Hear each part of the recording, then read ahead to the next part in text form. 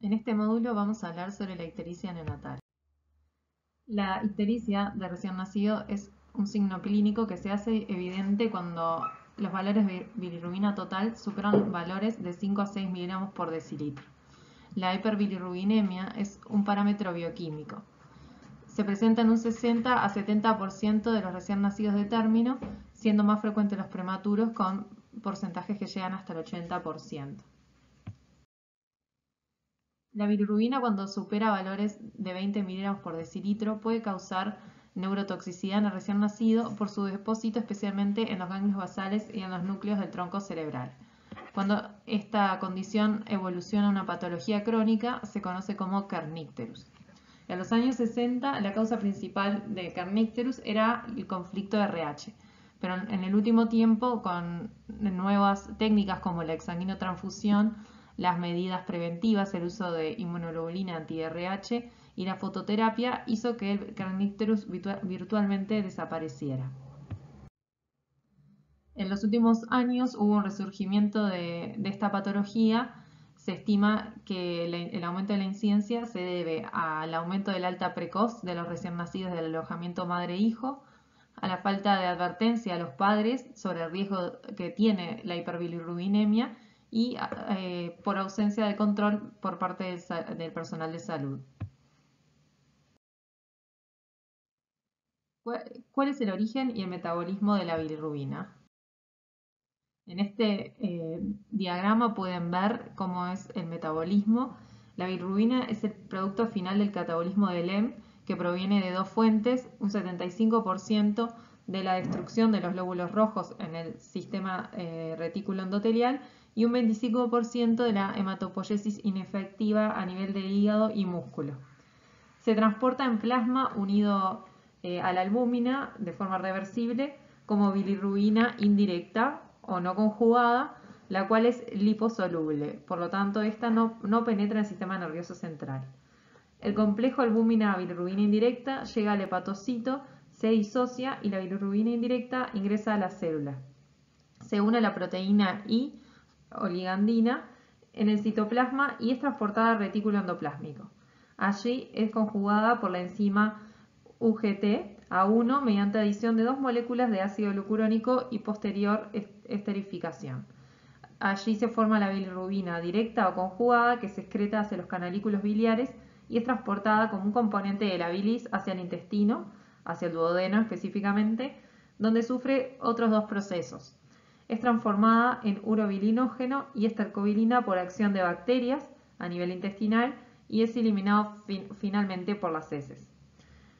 El otro proceso que sufre es la hidrolización a bilirrubina indirecta mediante una enzima que se encuentra en las vellosidades intestinales que se conoce como la beta-glucuronidasa en la mucosa intestinal, la cual es reabsorbida hacia el torrente sanguíneo y por la circulación enteropática vuelve a la sangre. Bien.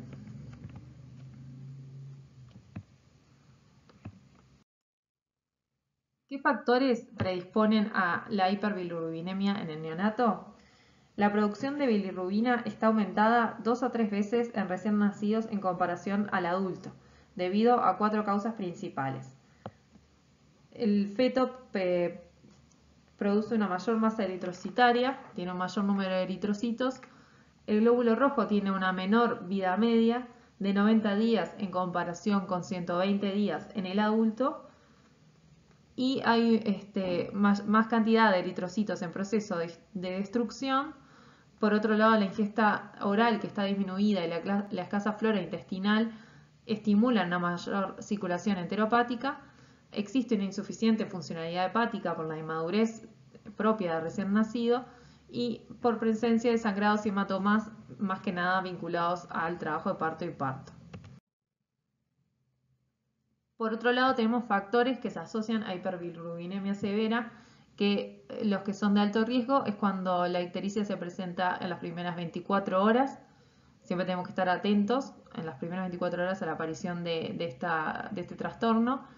La edad gestacional de 35 a 36 semanas, o sea, los pretérminos tardíos, van a tener mucho mayor riesgo que los de término. La alimentación con pecho directo exclusivo, con una pérdida de peso excesiva, que nos salen de falta de aporte, ¿no? Que eso va a llevar, vamos a ver más adelante, a un aumento de la circulación enterohepática. El nivel de bilirrubinemia en zona riesgo alto en las curvas, que las vamos a ver también más adelante, y el antecedente de tener un hijo anterior con ictericia que fue tratado con fototerapia. Los factores de riesgo intermedio es presentar la ictericia antes del alta, una edad gestacional entre 37 a 38 semanas, o sea, los términos inmaduros, en que se encuentre el valor de bilirrubina en la zona de riesgo intermedio, en las curvas, y que sea un hijo de madre diabética macrosómico, que como verán en el teórico de diabetes, aumenta el riesgo de ictericia. Bien, ¿cuál es la etiología de la hiperbilirrubinemia? Puede ser por varios mecanismos. Uno es el incremento en la producción de bilirrubina, que puede ser tanto por hemólisis o por causas no hemolíticas. Dentro de las causas hemolíticas tenemos como la más frecuente la incompatibilidad de los grupos sanguíneos, RH, AB0, grupos menores, o sea, los conflictos de grupos sanguíneos. Tenemos después menos frecuentes los defectos enzimáticos de eritrocitos, los defectos estructurales, la administración de fármacos a la madre, infecciones, sepsis neonatal. Y dentro de las causas neumolíticas tenemos cefalomatoma, hemorragias, sangre digeridas, todas las lesiones también vinculadas al trabajo de parto, la policitemia, o sea, el incremento de lóbulos rojos que va a producir mayor carga eritrocitaria y mayor producción de cantidad de eritrocitos, que puede ser por la ligadura de cordón tardía o una transfusión fetal, y el aumento de la circulación enterohepática. Otro mecanismo es la disminución de la captación y conjugación hepática, que puede ser ictericia fisiológica o del desarrollo, como se dice hoy, síndromes genéticos como el de Gilbert, el de Krüger-Najar, hipotiroidismo, ictericia por leche materna. Y por último tenemos la dificultad o la eliminación disminuida de la bilirrubina, que se puede ver en las infecciones, en la obstrucción biliar, en alteraciones metabólicas, cromosómicas y con ciertas drogas. ¿Cómo se presenta clínicamente? La ictericia, hoy les decía que es un signo clínico que se va a visualizar cuando los niveles de bilirrubina superen valores de 5 miligramos de decilitro. Para valorarlo en el recién nacido es necesario tener una adecuada luz natural. El recién nacido debe estar desnudo y hay que considerar que en la raza negra puede ser difícil la valoración. La progresión siempre es cefalocaudal, o sea que va a aparecer primero en cara y va a avanzar por el cuerpo hacia los pies. Y tenemos para valorar clínicamente la escala de Kramer, que lo que hace es dividir en zonas de progresión y darnos un estimativo de cuánto podrían ser los valores correspondientes de bilirrubina. Por ejemplo, si miramos en la zona 1, que corresponde a cabeza y cuello, si el niño presenta ictericia hasta ese nivel, estimamos que el valor de bilirrubina es de 5. Si por otro lado progresa hasta ombligo, sería entre 5 y 12. Cuando progresa hasta rodillas, estimamos que es entre 8 y 16. Hasta tobillos puede ser entre 10 y 18. Y ya cuando tiene ictericia de manos y pies, o sea, plantar y palmar, tiene valores muy altos por encima de 15. Es importante realizar una correcta historia perinatal, determinar bien el momento de aparición de la ictericia, si fue en las primeras 24 horas o posterior. Si hay otros elementos que nos salen de alguna patología, como la presencia de coluria, hipocolia, la presencia de visoromegalias, anemia, interrogar bien sobre la alimentación, la frecuencia y qué tipo, si es complemento, leche materna, y buscar bien al examen físico signos de afectación neurológica. Las manifestaciones clínicas de la encefalopatía bilirrubínica se pueden dividir en agudas y crónicas. La aguda se divide en tres: una fase temprana, intermedia y tardía. La temprana es caracterizada por letargia, hipotonía, succión débil, por eso siempre es vital hacer el examen neurológico en un niño que nosotros vemos que tiene ictericia, y el primer signo que va a aparecer va a ser la succión débil y la consecuente dificultad para alimentarse. La fase intermedia va a tener ya irritabilidad, un estupor, hipertonía, y la tardía, que es mucho más grave, ya presenta opistótonos, retrocolitis, llanto débil, ausencia de succión, apnea, fiebre, coma, convulsiones y eventualmente la muerte. Las manifestaciones agudas se pueden ver la primera semana luego del nacimiento y responden al daño del sistema nervioso central que es causado por el depósito de bilirrubina indirecta en los ganglios basales y en el tronco encefálico. Cuando evoluciona a una forma crónica se conoce como kernicterus, que es un cuadro que está dado por la impregnación de la bilirrubina en los núcleos de la base con lesión neuronal. Los sobrevivientes van a desarrollar en el primer año de vida una parálisis cerebral, trastornos auditivos, parálisis de la mirada, retardo mental. Hacia el tercer año de vida pueden presentar un síndrome neurológico completo con signos extrapiramidales, convulsiones, hipoacusia, estrabismo y retardo mental también.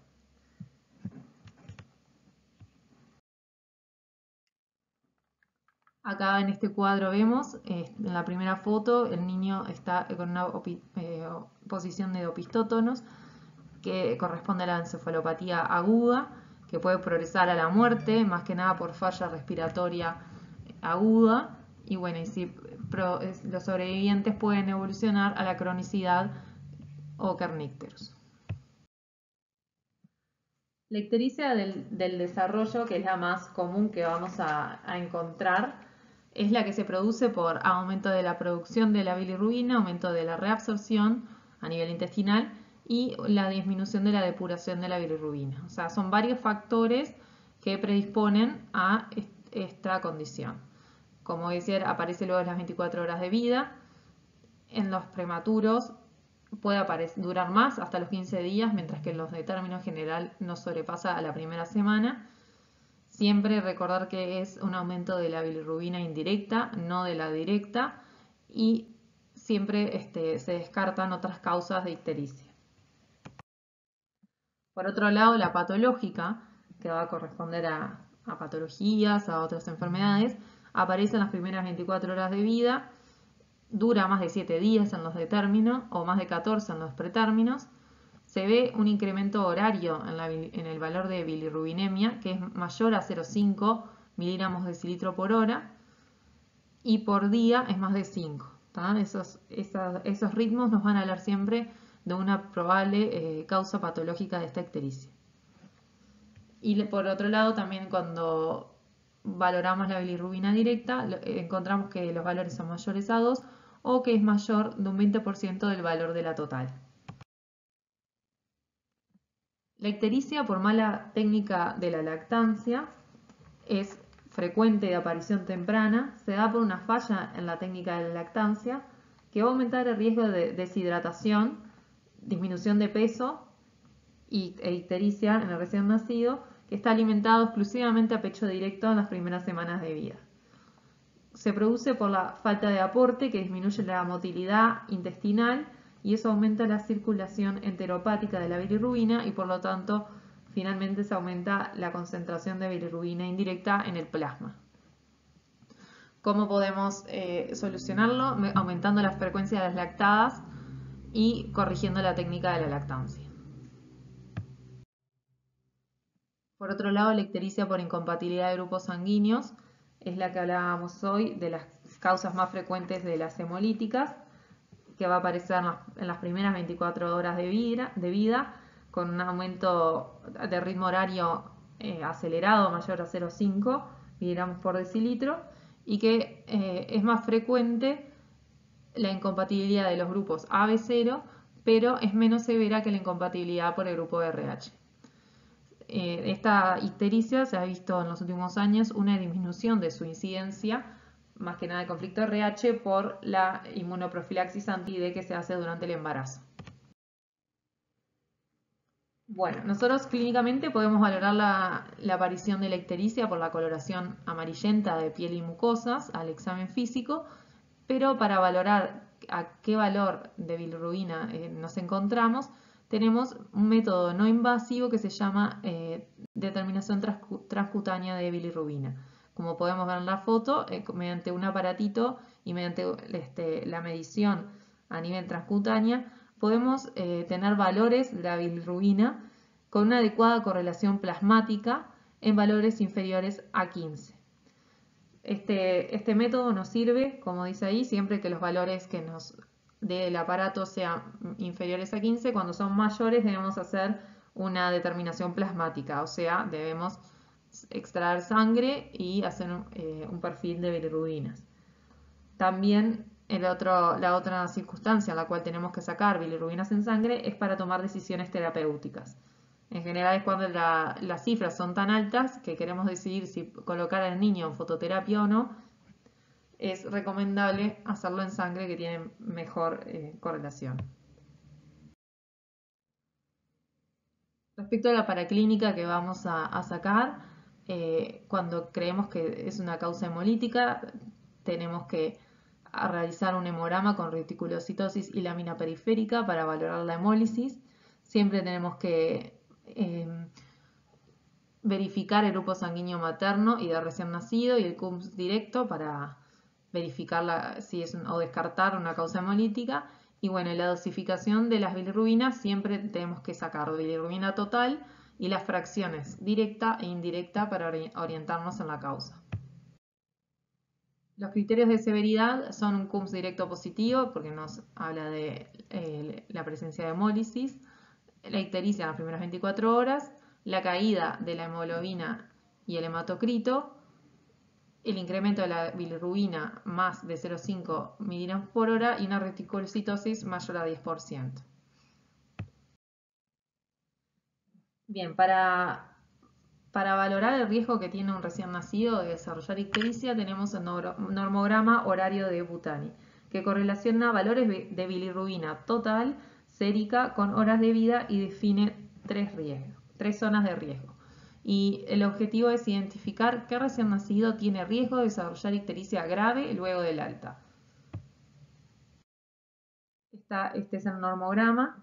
Y como les decía que define tres zonas, tenemos la zona de alto riesgo, que es por encima del percentil 95, riesgo intermedio, que es entre el 40 y el 95, y que a su vez se divide en dos, en una zona de riesgo intermedio alto, que es entre el percentil 75 y 95, y un riesgo intermedio bajo, que es entre el percentil 40 y 75.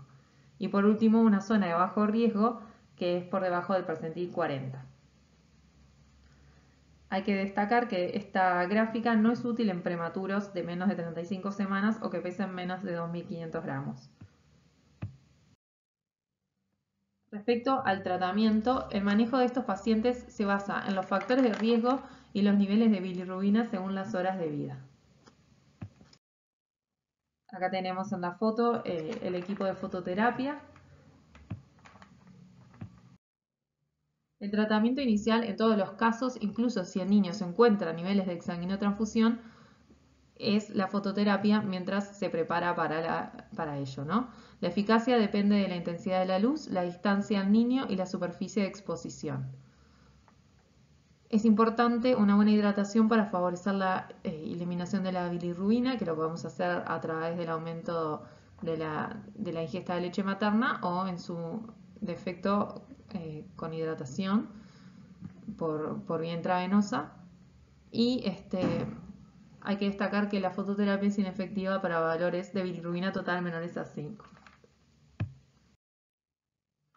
La fototerapia convierte la bilirrubina en productos que no requieren ser degradados por el sistema de conjugación hepático y se excretan por bilis u orina. Su uso ha disminuido la necesidad de exsanguinotransfusión en recién nacidos con ictericia de cualquier causa. Y el mecanismo por el cual actúa es a través de la fotoisomerización de la bilirrubina. Esos productos solubles se van a poder excretar por bilis u orina. La más usada es la luz blanca y la más efectiva es la luz azul.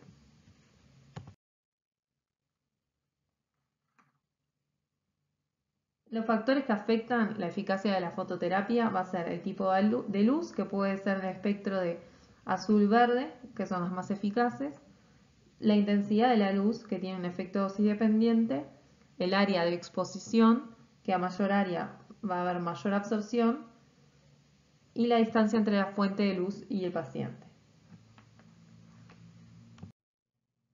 La fototerapia intensiva reduce las concentraciones de bilirrubina lo más rápido posible. Cubre un mínimo de superficie de 60 centímetros a 30 centímetros del niño con una luz azul a 10 a 20 centímetros del cuerpo. Se usan tubos especiales para la fototerapia y hay métodos para cubrir de mejor forma la superficie corporal. Se pueden agregar almohadillas debajo del lactante.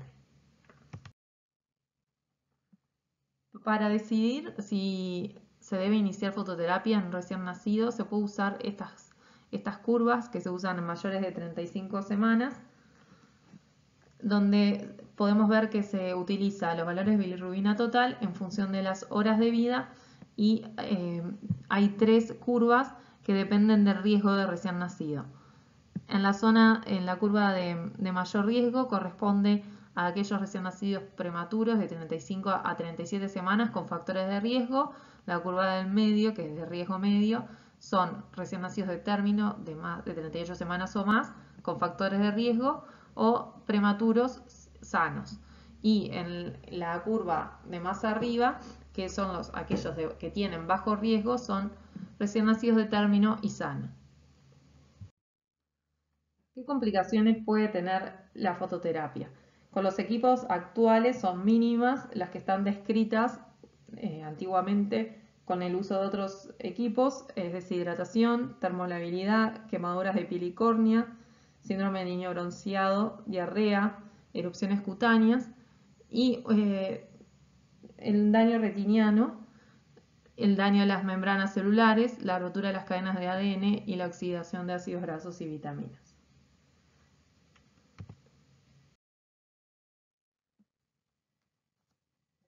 Bien, la inmunoglobulina se une a la fracción constante de los anticuerpos maternos fijados en los eritrocitos de recién nacido e impide la destrucción de estos al bloquear los receptores. Está indicado en recién nacidos con ictericia hemolítica que presenten en las primeras 24 horas de vida y la dosis es única y es 0,5 a 1 gramo kilodosis en 3 a 4 horas y se puede repetir una segunda vez.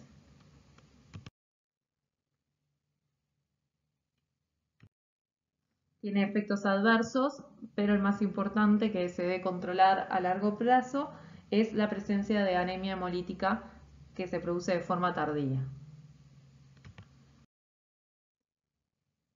Se han hecho varios estudios para ver la eficacia que tiene la aplicación de inmunoglobulina en la ictericia y se ha visto que el tratamiento profiláctico no reduce la necesidad de exsanguinotransfusión. Por lo tanto, no se recomienda un uso profiláctico. Otros estudios han visto que el uso y la eficacia de la inmunoglobulina no es concluyente en recién nacidos con enfermedad hemolítica RH y en recién nacidos con enfermedad hemolítica AB0, los estudios que mostraron un beneficio tenían alto riesgo de sesgo. En otro estudio retrospectivo que se hizo en 16 años, el uso de altas dosis de inmunoglobulinas se asoció con un mayor riesgo de enterocolitis necrotizante.